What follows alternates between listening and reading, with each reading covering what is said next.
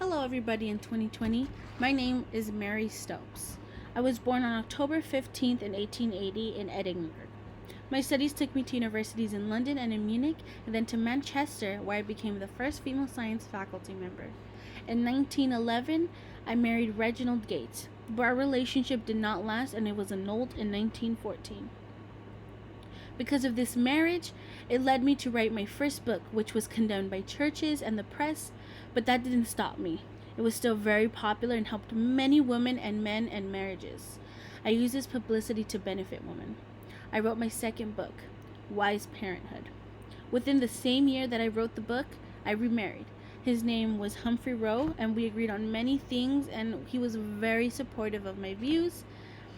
And in 1921, we opened the first family planning clinic in the country.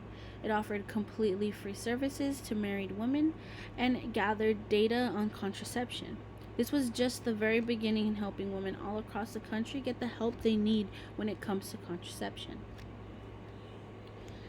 In my first book, Married Love, I stated at the very beginning, in my own marriage, I paid such a terrible price for sex ignorance that I feel that knowledge gained at such a cost should be placed at the service of humanity.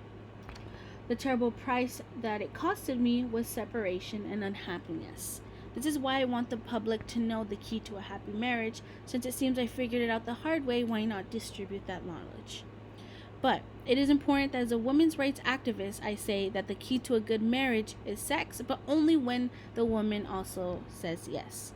I state it in my book as well. No sex should take place unless the woman also desires it. Because of my book, I also recognize the need for contraceptive advice and encourage the natural growth of clinics after I opened my first one, but all thanks to the publicity from my first book. My life is significant because I was the first female science faculty member at Manchester. I was the founder of the first birth control clinic, which led to many more in Britain.